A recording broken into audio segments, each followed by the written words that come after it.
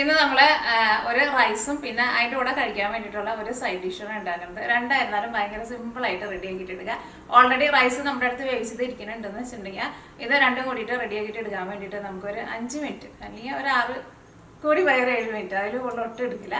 അപ്പോൾ ഇത് നമ്മൾ ഉണ്ടാക്കുന്നത് ഗാർലിക് ടൊമാറ്റോ റൈസും പിന്നെ എഗ് ഫ്രൈ ആണ് ഉണ്ടാക്കുന്നത്.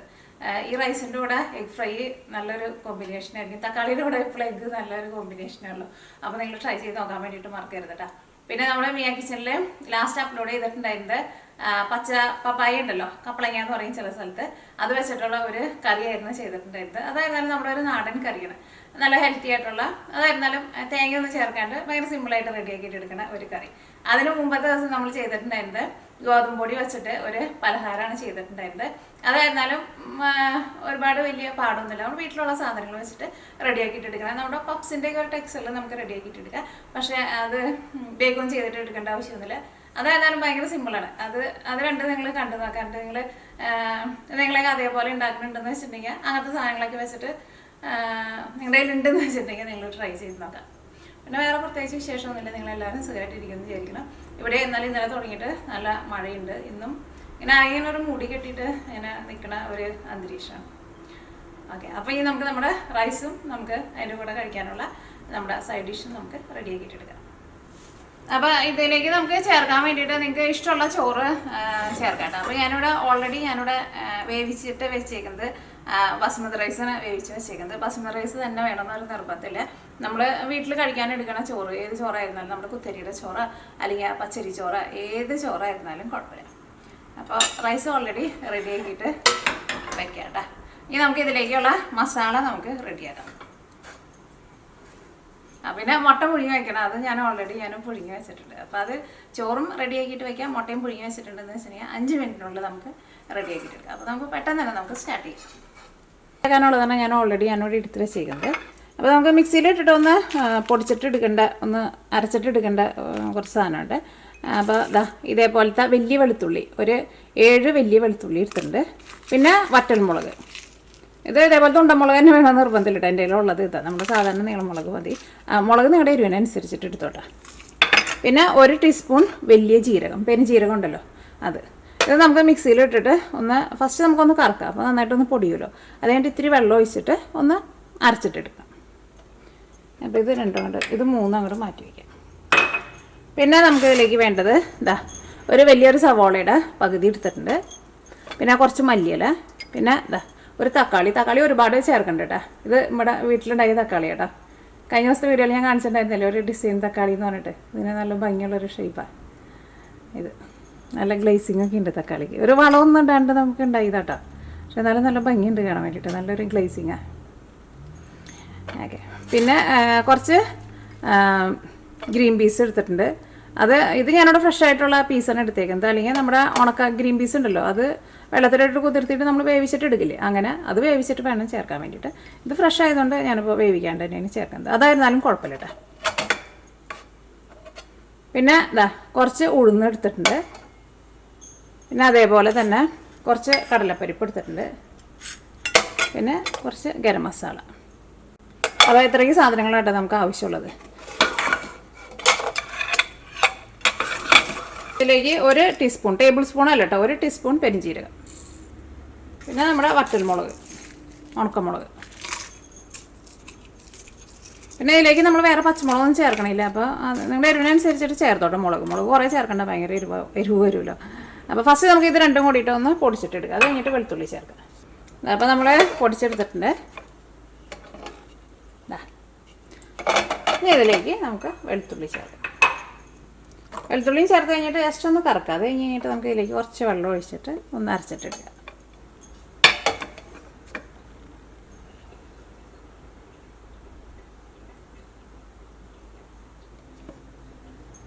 വെളുത്തുള്ളിയും കൂടി ചേർത്തിട്ട് ഒന്ന് കറക്കിയിട്ട് എടുക്കട്ടെ. വെള്ളമൊന്നും ചേർക്കണ്ട. അപ്പോൾ വെളുത്തുള്ളിയും കൂടി ചേർത്തിട്ട് നമ്മളൊന്ന് കറക്കിയെടുത്തിട്ടുണ്ട്. ഇനി ഇതിലേക്ക് നമുക്ക് ഒരു ഇച്ചിരി വെള്ളം ചേർക്കാം. എന്നിട്ട് ഒന്നും കൂടി ഒന്ന് കറക്കിയിട്ടെടുക്കാം. ഒരുപാട് വെള്ളം വേണ്ട കേട്ടോ. 1 ടീസ്പൂണിൻ്റെ അടുത്ത് വെള്ളം ചേർത്തിട്ട് ഇതിനകത്ത് ഒരു സ്പൂൺ കൊണ്ടൊന്ന് ഒതുക്കി വയ്ക്കണം കേട്ടോ. കാരണം അല്ലെങ്കിൽ ഇതെല്ലാം ജാറിൻ്റെ സൈഡിലായിരിക്കും ഇരിക്കും. ഒന്ന് അരഞ്ഞ് വരാനുള്ള വെള്ളം ചേർക്കാം. ഇച്ചിരി വേണ്ടി വെള്ളം ചേർക്കണം. വേറെ വെള്ളം പോലെ എടുക്കണ്ട കേട്ടോ.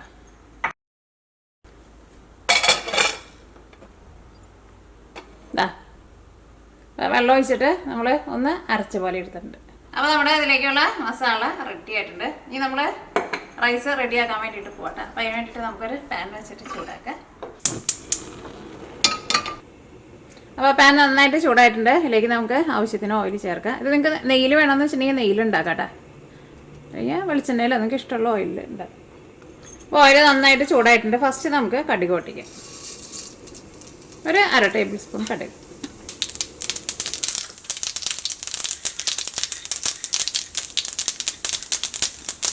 ഇതിലേക്ക് കുറച്ച് ഉഴുന്ന്, 3/4 ടേബിൾ സ്പൂൺ ഉഴുന്ന് ചേർത്തിട്ടുണ്ട്. അതിന് കറക്റ്റ് അളവില്ല, ഒരു ഏകദേശം അളവിൽ ചേർക്കും. അതേപോലെ തന്നെ 1 ടേബിൾ സ്പൂൺ കടലപ്പരിപ്പ്. ഈ കടലപ്പരിപ്പ് നന്നായിട്ട് മൊരിയണം കേട്ടോ. തീ ഒരുപാട് കൂട്ടി വയ്ക്കരുത്, അല്ലെങ്കിൽ നമ്മൾ ചോറിൻ്റെ കൂടെ ഇത് കടിക്കുമ്പോൾ ടേസ്റ്റ് ഉണ്ടാവില്ല കേട്ടോ. ഒരു കല്ല് കടിക്കണ പോലെ ഇരിക്കും. ഒരു ചെറിയ തീയിലിട്ടിട്ട് ഇത് രണ്ടും നന്നായിട്ടൊന്ന് മൊരിഞ്ഞ് വരട്ടെ. അപ്പോൾ ഇത് മൊരിഞ്ഞ് നല്ലൊരു ഗോൾഡൻ കളറായിട്ടുണ്ട്. ഗോൾഡൻ കളറിൽ നിന്ന് മാറിയിട്ട് ഒരു ചെറുതായിട്ട് ഒരു ബ്രൗൺ കളറിലേക്ക് വന്നിട്ടുണ്ട്. ഇനി നമുക്ക് ഇതിലേക്ക് നമ്മൾ സവോള എടുത്ത് വെച്ചിട്ടില്ലേ, സവോള ചേർക്കാം. ചെറുതായിട്ട് കട്ട് ചെയ്തിട്ട് ചേർക്കാം.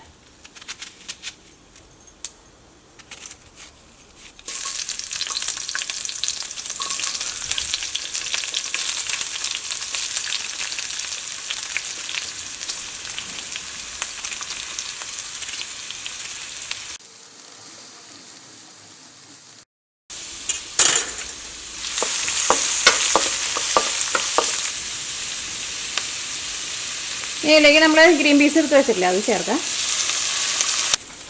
ഇനി ഇത് നന്നായിട്ടൊന്ന് വഴന്ന് വരട്ടെ. അപ്പോൾ സവോള ചേർത്ത് കഴിഞ്ഞിട്ട് ഒന്ന് മിക്സ് ചെയ്ത് കഴിഞ്ഞ് കഴിയുമ്പോൾ തന്നെ ഗ്രീൻ പീസ് ചേർക്കാം. അപ്പോൾ സവോളയ്ക്ക് നന്നായിട്ട് വഴന്ന് വന്നിട്ടുണ്ട്. ഇതിലേക്ക് നമുക്ക് ഒരു 1/4 ടീസ്പൂൺ മഞ്ഞൾപ്പൊടി ചേർക്കാം.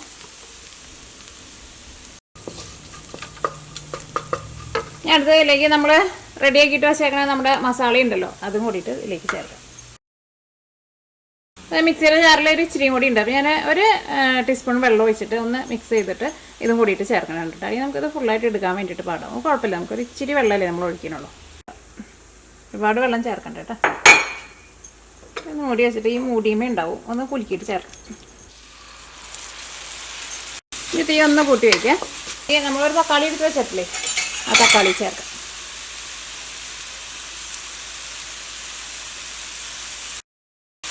തക്കാളി ഇത്രയ്ക്ക് ചേർത്താൽ മതി കേട്ടോ, കൂടുതൽ ചേർക്കരുത്. ഇതിലേക്ക് ആവശ്യത്തിന് ഉപ്പ് ചേർക്കാം. അപ്പോൾ ഞാനിവിടെ റൈസിൽ ഓൾറെഡി ഞാൻ ഉപ്പ് ചേർത്തിട്ടുണ്ട്. അപ്പോൾ നിങ്ങൾ അതനുസരിച്ചിട്ട് ഉപ്പ് ചേർത്താൽ മതി കേട്ടോ. റൈസിൽ ഉപ്പ് ഉണ്ടെന്ന് വെച്ചിട്ടുണ്ടെങ്കിൽ അതനുസരിച്ചിട്ട് ചേർക്കാം. അല്ലെങ്കിൽ ഒരു ഇച്ചിരി ഉപ്പ് കൂടുതൽ ചേർത്താലും കുഴപ്പമില്ലല്ലോ. ഗാർലിക്കിൻ്റെയും പിന്നെ പെരിഞ്ജീരകത്തിൻ്റെയൊക്കെ നല്ലൊരു മണം വരുന്നത്. ഇതിലേക്ക് നമുക്ക് കുറച്ച് ഗരം മസാല ചേർക്കാം. ഗരം മസാല ഫസ്റ്റ് കുറച്ച് ചേർക്കാം. അത് കഴിഞ്ഞിട്ട് പിന്നെ ടേസ്റ്റ് വേണമെന്ന് വെച്ചിട്ടുണ്ടെങ്കിൽ അതനുസരിച്ചിട്ട് ചേർത്താൽ മതി. കാരണം ഒരുപാട് ഗരം മസാല ചേർക്കേണ്ട. ഇതിലേക്ക് നമ്മൾ പെരിഞ്ജീരകം ചേർത്തിട്ടുണ്ടല്ലോ. അപ്പോൾ പെരിഞ്ജീരകത്തിൻ്റെ ടേസ്റ്റാണ് നമുക്ക് ഈ റൈസിലേക്ക് നമുക്ക് കൂടുതൽ കിട്ടുക. അപ്പോൾ ഒരു പേരിന് മാത്രം ചേർത്താൽ മതി കേട്ടോ ഗരം മസാല. ഇതിലേക്ക് മല്ലിയിലയും ചേർക്കാം. ഇനി നമുക്കൊരു മീഡിയം ഫ്ലെയിമിൽ ഒരു 2 മിനിറ്റ് ഒന്ന് മൂടി വയ്ക്കാം. അപ്പോൾ നമുക്ക് ആ സമയം കൊണ്ട് നമുക്ക് നമ്മുടെ മുട്ട നമുക്ക് റെഡിയാക്കിയിട്ട് എടുക്കാം. അപ്പോൾ അതിന് വേണ്ടിയിട്ട് നമ്മുടെ പാൻ നന്നായിട്ട് ചൂടായിട്ടുണ്ട്. കുറച്ച് ഓയിൽ ഒഴിക്കാം. ഓയിൽ നന്നായിട്ട് ചൂടായിട്ടുണ്ട്. തീ നന്നായിട്ട് കുറച്ച് വയ്ക്കാം. ഒരു 2 നുള്ളു മഞ്ഞൾപ്പൊടി, ഒരു 1/4 ടേബിൾ സ്പൂൺ മല്ലിപ്പൊടി, അതേപോലെ ഇങ്ങനെ ടേബിൾ സ്പൂണിൽ. എരിവിന് വേണ്ടിയിട്ട് കുറച്ച് ക്രഷ് ചെയ്തേക്കണം ഉണക്കമുളക്, അല്ലെങ്കിൽ സാധാരണ മുളകിൻ്റെ പൊടി ചേർത്താലും കുഴപ്പമില്ല, നിങ്ങളുടെ എരിവിനനുസരിച്ചിട്ട് ചേർക്കാം. ഇതിലേക്ക് ആവശ്യത്തിന് ഉപ്പ്. അപ്പോൾ ഞാനിവിടെ 2 മുട്ടയാണ് ഇടുന്നത്. അപ്പോൾ അതിനാവശ്യത്തിനുള്ള ഉപ്പ്, കുറച്ച് മല്ലിയല്ല. അപ്പോൾ ഞാനിവിടെ തീ നന്നായിട്ട് കുറച്ചിട്ട് ഇവിടെ വെച്ചേക്കുന്നത്. അല്ലെങ്കിൽ നമ്മൾ ചിലപ്പോൾ ഇതൊക്കെ ഇട്ട് വരുമ്പോൾ ഈ മസാലപ്പൊടികളാണല്ലോ പെട്ടെന്ന് കരിഞ്ഞു പോകട്ടെ. നോക്കിക്കേ, ചെറുതായിട്ടല്ലേ ചൂട് വരുന്നുള്ളൂ. ഇതെല്ലാം കൂടിയിട്ടൊന്ന് മിക്സ് ചെയ്യാം. ഇത് നന്നായിട്ടൊന്ന് മുരിഞ്ഞ് വരട്ടെ. ചെറിയ തീയിൽ, ഞാനിവിടെ ലോ ഫ്ലെയിമിലാണ് ഇട്ടേക്കുന്നത്. അതാ നോക്കിയേ, തീ കാണാൻ വേണ്ടിയിട്ട് പറ്റില്ല, അത്രയ്ക്ക് കുറവിലാണ് ഇട്ടേക്കുന്നത്. ഇതിലേക്ക് നമുക്ക് ഒരു ഇച്ചിരി ഗരം മസാലയും കൂടിയിട്ട് ചേർക്കാം. നമ്മുടെ മസാലപ്പൊടിയൊക്കെ നന്നായിട്ട് മൊരിഞ്ഞിട്ടുണ്ട്. നമ്മുടെ മല്ലിയില ആയിരുന്നാലും ഇതിനകത്ത് കിടന്നിട്ട് ഒന്ന് ചെറുതായിട്ടൊന്ന് മൊരിഞ്ഞിട്ടുണ്ട്. ഇതിലേക്ക് നമ്മൾ ആ പുഴുങ്ങി വെച്ചേക്കണം മുട്ട ചേർക്കാം. മുട്ട ഇതേപോലെ ഒന്ന് വരയാട്ടെ എല്ലാ സൈഡും. മസാല മുട്ടയുടെ മുകളിലേക്ക് ഒന്ന് വെച്ച് കൊടുക്കുക. അപ്പോൾ അതിൻ്റെ നമ്മൾ വരഞ്ഞിട്ടുണ്ടല്ലോ, അപ്പോൾ അതിൻ്റെ ഉള്ളിൽ കൂടെ അങ്ങോട്ട് ഇറങ്ങിക്കോളും. ഓക്കെ, അപ്പോൾ നമ്മുടെ മുട്ട ആയിരുന്നാലും ചെറുതായിട്ടൊന്ന് മുരിഞ്ഞിട്ടുണ്ട്. പ്രത്യേകം ശ്രദ്ധിക്കുക, കുറേ നേരം ഇട്ടിട്ട് മുട്ട ചൂടാക്കണ്ട കേട്ടോ. കാരണം എനിക്ക് പേടിയാണ് കുറേ നേരം ഇട്ടിട്ട് മുട്ട ചൂടാക്കുന്നത്. ചിലപ്പോൾ മുട്ട എങ്ങാനും ചിലപ്പോൾ പൊട്ടും. ചിലവർ കുറേ നേരം ഇട്ട് ചൂടാക്കാറുണ്ട്, പക്ഷേ അതിൻ്റെ ആവശ്യമില്ല. നമുക്ക് ഓഫ് ചെയ്ത് കഴിഞ്ഞിട്ട് ഈ ഓയിലിന് എന്നാലും നല്ല ചൂടുണ്ടല്ലോ, ഇത് ഈ മുട്ടയുടെ മുകളിലേക്ക് അങ്ങോട്ട് ഒഴിച്ച് കൊടുത്താൽ. ഓക്കെ, അപ്പോൾ അതിവിടെ തന്നെ ഇരുന്നോട്ടെ, ഈ ചട്ടിയിൽ തന്നെ ഇരുന്നോട്ടെ. ഒരു ചൂടൊക്കെ ഉണ്ട്, ആ ചൂടിൽ ഒന്നവിടെ ഇരിക്കട്ടെ. അപ്പോൾ ഇനി നമ്മുടെ മസാല എന്തായി നോക്കാം. ഇതിലേക്ക് നമുക്ക് ചോറ് ചേർത്തിട്ട് മിക്സ് ചെയ്യാം. തീ നന്നായിട്ട് കുറച്ച് വയ്ക്കാം. അപ്പോൾ ഞാനിവിടെ ഒരു 1.25 കപ്പ് റൈസ് എടുത്തിട്ട് വേവിച്ചെടുത്തേക്കണം ചോറാട്ടെ. അത് ഇതെല്ലാം കൂടിയിട്ട് നന്നായിട്ട് മിക്സ് ആയിട്ടുണ്ട്. അപ്പോൾ തക്കാളി ചേർക്കുമ്പോൾ പ്രത്യേകം ശ്രദ്ധിക്കുക, ഒരുപാട് തക്കാളി ചേർക്കരുത് കേട്ടോ. കുറേ തക്കാളി ചേർത്തിട്ടുണ്ടെങ്കിൽ ഇത് തക്കാളി ചോറായിട്ട് മാറും കേട്ടോ. പിന്നെ ചോറ് വേവിച്ചിട്ട് എടുക്കുമ്പോഴായിരുന്നാലും ഒരുപാട് വെന്ത് കുഴഞ്ഞു പോവുകയും ചെയ്യരുത്. അപ്പോൾ ഞാനിവിടെ ബസ്മതി റൈസ് തന്നെ എടുത്തതെന്ന് പറഞ്ഞില്ലേ, അപ്പോൾ ഞാനിവിടെ 1 കപ്പ് റൈസിന് 1.5 ഗ്ലാസ് വെള്ളം വെച്ചാണ് ചേർത്തത്. അപ്പോൾ ഞാനിവിടെ 1.25 ഗ്ലാസ് വെള്ളമാണ് എടുത്തത്. അപ്പോൾ നിങ്ങൾ അതനുസരിച്ചിട്ട് ചേർക്കാം. അപ്പോൾ ഫസ്റ്റ് നമ്മൾ അരിയും ഇതും കൂടിയിട്ട് നമ്മൾ അടുപ്പത്ത് വയ്ക്കുക. എന്നിട്ട് അരി നന്നായിട്ട് തിളച്ച് കഴിഞ്ഞ് കഴിയുമ്പോൾ പിന്നെ നമ്മുടെ കയ്യിലുള്ള ഗ്യാസിൽ ഏറ്റവും ചെറിയ അടുപ്പ് ഏതാണെന്ന് വെച്ചിട്ടുണ്ടെങ്കിൽ ആ അടുപ്പിൽ ഏറ്റവും ചെറിയ തീയിൽ വെക്കുക. അപ്പോൾ ഇതിങ്ങനെ ആവിയിൽ ഇരുന്നിട്ട് വെന്ത് വരും. അപ്പോൾ ഒട്ടും വെന്ത് കുഴഞ്ഞും പോവുകയും ചെയ്യില്ല. ചോറിങ്ങനെ വെന്ത് എന്താ പറയുക, ഉള്ളിൽ അല്ലെങ്കിൽ കുറേ വെള്ളം ഒഴിച്ചിട്ട് നമ്മൾ വേവിച്ചിട്ടുണ്ടെന്ന് വെച്ചിട്ടുണ്ടെങ്കിൽ ചോറിൻ്റെ ഉള്ളിലേക്ക് വെള്ളം കയറും. അപ്പം കാരണം വലിയ അടുപ്പിൽ നമ്മൾ തീ കുറച്ച് മൂടി വെച്ചിട്ടുണ്ടെങ്കിലും ചിലപ്പോൾ ചോറ് തിളച്ച് പോകും. അപ്പോൾ ഏറ്റവും ചെറിയ അടുപ്പിൽ വെച്ചിട്ട് ഏറ്റവും ചെറിയ തീയിൽ വെക്കുക. അങ്ങനെ ഒരു 17-18 മിനിറ്റ് വെക്കുക. അതിപ്പോൾ ഇച്ചിരി സമയം കൂടിയാണ് കുഴപ്പമില്ല, കാരണം ഒരു ചെറിയ തീയിലാണല്ലോ ഇരിക്കുന്നത്. എന്തായിരുന്നാലും അടിയിലൊന്നും പിടിക്കില്ല. അപ്പോൾ കൂടിപ്പോയ ഒരു 20 മിനിറ്റിനുള്ളിൽ നമ്മുടെ ചോറ് നമുക്ക് വെന്ത് കിട്ടും. ചെറിയ തീയിലിരുന്നിട്ട് വേകുമ്പോൾ ചോറായിരുന്നാലും നല്ല സോഫ്റ്റായിട്ട് വരും. അപ്പോൾ ഇത് നമുക്കൊരു സെർവിങ് പ്ലേറ്റിലേക്ക് പകർത്താം. ഇത്രയ്ക്ക് എടുത്തിട്ടുണ്ടെന്ന് വെച്ചിട്ടുണ്ടെങ്കിൽ ഒരു 2 പേർക്ക് സുഖമായിട്ട് കഴിക്കാനുള്ളതുണ്ട് കേട്ടോ.